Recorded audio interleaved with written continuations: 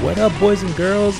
Welcome to another episode of Tough Shit. Boom, chicka, bow, bow. Man, it's been like 2 weeks. It's been a crazy 2 weeks. But the funny thing is, it's been 2 weeks since I did a podcast and I uploaded it, video cast, whatever. But I've been doing stuff. We did one podcast with a special guest, the Charming and Jay show, which I don't know if that's gonna pan out. But we did another one, the smoothie challenge, the smoothie challenge episode of the Charming and Jay show, and that is out now alongside. So you'll find it here somewhere within the clips. You'll see what's going on. It's been 2 weeks. My last one was the DACA episode. And I think it's the first time I got 2 thumbs down on the YouTube, man. But hey, it is what it is. What are you gonna do? As always, check out Charming and Jay show on iTunes. I need to work with Charming for me to start putting these individual ones on that iTunes so you guys can get those as well. This is Tough Shit with Jay. 2 weeks. Two long weeks. And I think a lot has happened, but I can't even tell you what happened yesterday. So let's get into it. I think the first things first that I remember that comes off the top of the head is the Las Vegas thing, man. That is brutal. That was a tough one. I mentioned in a previous episode before that I never really like tragedies like that. In general, natural disasters, tragedies, etc. They never really hit me too hard. I'm always kind of very like third bystander, unbiased, I guess, thought of it. And I look at it and I say, oh, well, that really sucks, and kind of interested to see what's going on with it. But I never, rarely do you see me posting anything about it, or rarely do I harp on it a lot. But this one was a hitter, man. This one hit pretty close. And I think it's just because I obviously I've been to Vegas, and I can just picture being there, and that's what fucked with me. That's hard, man. That's a tough thing. The dude was sniper style, just pop, picking people off. Ooh, that was brutal, man. I did that one made me reevaluate some things in a way of like, you just never know which buddy or friend or close one you can wake up to the next day and they're not there anymore. Cause that one I knew of people who were in Vegas at the time, just through Instagram, Snapchat, people that I know, that acquaintances or people you're aware of throughout your life, because now you follow them on social media, you met them in school or whatever. I think they're all okay. But it was just one of those things where you can definitely picture it like, yeah, so and so could have been there, and I could have been, whatever the case may be. That one was tough, man. So I know there's been like a huge blood donation and stuff like that for that. So go if you feel obliged to do that, then go ahead, man. Go donate. Go try to help out a little bit. So that was nuts. The second thing that's coming off the top of my head, which is completely to a different extreme of things, is Huey Hef, man. Rich is better, yeah. The Hugster Heffenweiser. Dude's dead, man. R.I.P. to the old creep. Good. I mean, he lived enough life. Died at 90 something.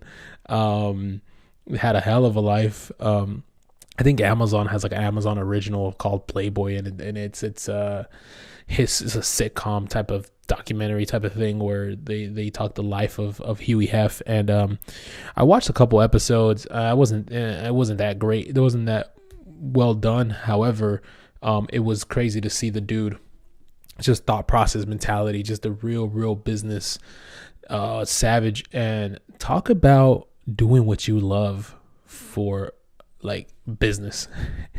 What do you love, Huey? Well, I like marbles, and I like Pepsi Cola, and I like naked women. Oh, brilliant. Perfect idea, Huey Hef.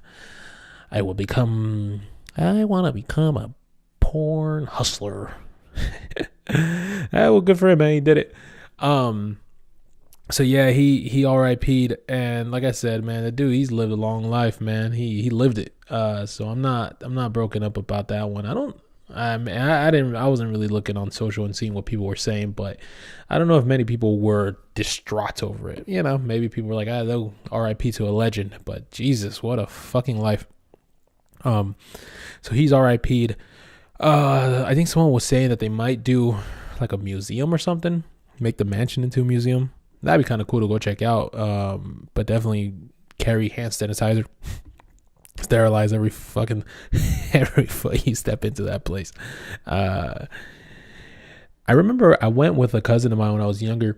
We were in Hollywood, just kind of cruising around. He went to Riverside College, or UC Riverside at the time. And we were cruising around Hollywood, which is, you know, anyone familiar with the LA area, Riverside is probably like a good hour and change from Hollywood. So we decided to take a little drive down there and just kind of mosey around, see what's going on, check out the town. And we did I think we bought a map for like $5 that tells you like where all the famous people live. Like, oh, Ozzy, the Osbourne's house is over here, and blah, blah, blah is over here. And they had the mansion. So, you know, two creeps that we are, we're like, we gotta go check out the mansion now. Young dude, you're thinking like, oh man, maybe I'll catch a bunny like fucking hopping around or something topless. And we go, and it is King's Landing. Like it's caged up. Like it's a great wall all over the damn place. You can't see a lick. It was like extremely secluded. You can't see anything in there. So we literally drove like an hour, 20 minutes and try to mosey around trying to find the mansion. When we get there, and it's just a wall of nothing. But good times, man. Huey Hef. You will be missed, maybe. I don't know. I want to hear some interviews by some of the bunnies. But give me the real Hef, man. Give me the real Hef, man. I want to know what this dude was really about. I want to know all his creepy talks and sayings. And he was like 90 something. Hey, 18-year-olds around. Like, there had to be something. So I definitely want to hear that. I want to hear the dirt. Huey Hef. What else is going on in the news, man? I don't know much of what else is going on. This podcast has started to become something where I talk very briefly about things that are going on, but really I think the meat and potatoes of it kind of became now like tough shit advice to myself. Then I share them with people, man. And the one thing that's been like stirring in my mind a lot lately, actually it came from a Big Sean song. There's a Big Sean song called Sacrifices. I done made sacrifices. So many sacrifices. I think Migos is in it. And I was just talking to a buddy of mine not too long, like 2 weeks ago. And I'm sitting there, it's me, and then it's like some Brazilian dude, kind of immigrant dudes. And then we're talking to one of our buddies, a white guy. And he just, out of nowhere, man, he's just kind of telling us like, yo, I kind of respect you guys, man. You guys are like the immigrant story. Like, you guys came and your family's here, like immigrated, and you started, doing business, and now you're kind of doing your thing, and you're kind of very business owner, entrepreneurial type of thing. And, he was just kind of giving us props for that. And in all that, he was saying, I respect it because it's really hard. It's tough. And that got me to thinking, man, like I've had plenty of people throughout my life tell me like, oh, you got the entrepreneurial spirit, or you got that business owner mentality. And I don't think it's a business owner mentality, man. I don't think it's an entrepreneurial thing. I think it's an immigrant mentality. I think it's one of those where like people aren't going to give you a job, so create a job. People aren't going to give you an opportunity, so create your own opportunity. And every time I think the word entrepreneur has been like glorified. Like everybody wants to be an entrepreneur. They go to school for being an entrepreneur. Like entrepreneurs don't go to school, motherfucker. Like they just do things. I want to do this. This is what I want to get done. I'll just do it. Like they don't go have a professor give them the okay to do it. They just do it. And that's what immigrants are, man. Immigrants were never ever told like, okay, yeah, green light, come do this, come get a job now. They're just like, yo, I want to go get a job because it's going to be better for my life, so I'm going to go do it. and they just go do it. So I remember having that conversation with him, and he was just saying how it's pretty difficult. The decisions you have to make and the sacrifices you have to make in order to kind of become a business owner or start your own thing or create your own thing. And it was just tripping me out because I started really latching onto the word sacrifices. Like, it's a sacrifice to do this. So you got to do a lot of sacrifices. And I talked to my parents about this stuff, man. And they're telling me, the shit that they went through, like one bedroom, like renting a room in an apartment. We weren't renting the apartment. We were renting the room in an apartment, 5 kids, the parents, the 4 kids, the parents, the 4 kids in one bedroom of an apartment, of some stranger's apartment. And, I talked to my mom and kind of try to see like, oh, is that a sacrifice? Do you regret it? She just says like, it's just something you had to do. This is just part of the thing. This isn't a sacrifice. This is just a step in the process of things. So it started like fucking with me, man. And I heard that song, that Big Sean song, Sacrifices. And I'm listening to it. And I love Big Sean, man. I love Big Sean. I love hip hop. I love Migos. Are fucking wild. But there's moments in the song where he's like, I done sacrificed the club life. I done sacrificed the thug life. I done sacrificed the club life. Like, what? What are you talking about, bro? Those aren't sacrifices. You shouldn't be living the club life. You shouldn't be living the thug life. Like, it just makes no sense to me. I know it's a song, but it's just fucked. It got into my head, man. And I'm just thinking, I was like, man, I wonder how many people listen to this shit. Like, young dweebs or just people in general. And they're just like, yeah, man, you gotta sacrifice the club life and the thug life. It's like, no, man, those are luxuries. Being a thug life is luxury. Club life is luxury. Like, these aren't sacrifices. These are just, if you want to progress and make something, you can't be distracted over here. Don't get me wrong, man. I'm not saying don't fucking go to the club or don't be a thug. Definitely, probably, most likely. But the club, like, yeah, go every once in a while, man. Go work 6 days a week, and then on your 7th day, go to the club.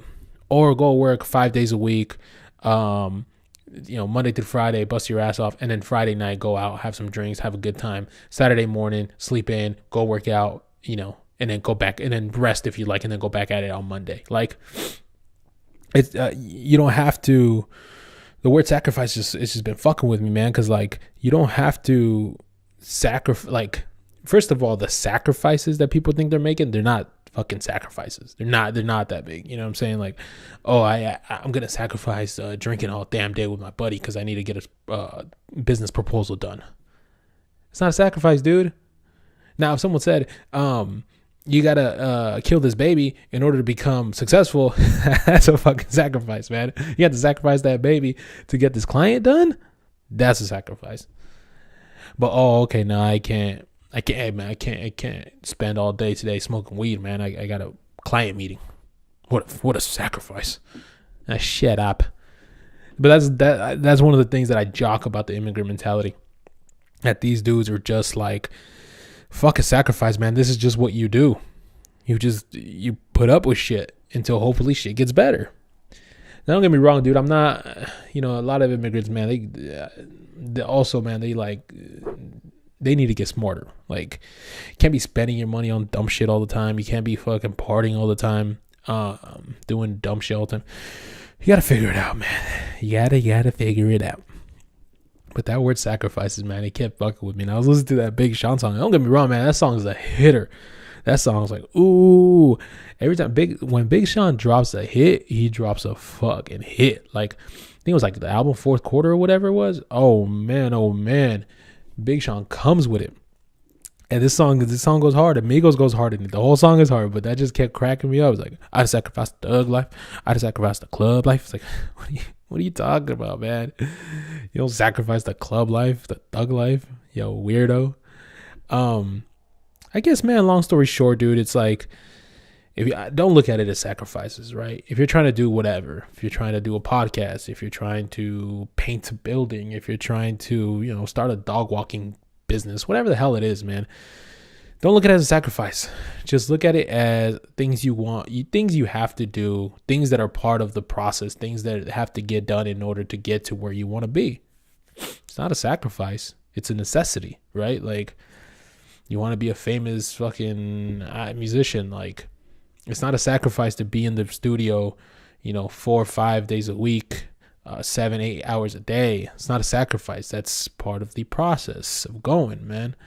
It's like if you're going to college and you're saying, I want to be a student, I want to be a master's student, or I want to be a bachelor's, I want to graduate my bachelor's degree, but I have to sacrifice. Like, I have to be in a classroom. That's my sacrifice. That's not your sacrifice, dude. That's the steps that you have to take in order to get the degree. So I think people need to get out of that mentality, man. Get out of that mentality of like, it's a sacrifice, but also have some fun, man. I highly recommend the book. I think it's called Losing My Virginity by Richard Branson. I recommend that book highly. Billionaire, Virgin Atlantic, Virgin Mobile, Necker Island and the Virgin Islands. Just a multi-billionaire dude, but the life he lived for in that book, and he's being really honest in that book. Very little did he sacrifice. I mean, the dude went on holidays. The guy had like homies and drinks and drugs in the house, in the mansion, when they were doing Virgin. I think it was like Virgin Magazine at the time, Virgin Records. He would have people come over, record, and then party, and then drink, and then have a good time, and be merry and laugh, and have sex. Like, it's just, dude, you can, if you're trying to do anything in life, create anything, business, anything creative, man, it just becomes your life. It's just a lifestyle at that point. But sink it in, man. Bring it all together. Unity. So no such thing as sacrifices, man. Just think of it as things that you have to do to get to where you want to be. Same thing, like you work at a job, you want to grow, you want to become a manager, you want to become an executive. It's not a sacrifice to work long hours. If that's the goal, these are the steps and the processes that have to get there. And then on one Sunday, turn your phone off. Hey, man, it's my Sunday, man. Let me relax. Let me go do some fun stuff. I don't know, man. Things that are going on in my head at the time. Anyhow, man, I'm wrapping this one up. Like I said, man, the smoothie challenge is up now. That was a super fun episode. We're fucking dumb for that. Charming and Jay Show on iTunes. Tough Shit on YouTube. Tough Shit on Facebook. That's TOUGHSHT. No I in the shit, right? And check it out, man. Follow, subscribe, link, comment below. I'm kind of giving Tough Shit advice out. So if anyone needs advice on anything, I'm your man, kinda. Let me know. Thanks for checking out, man. Peace. Can't end.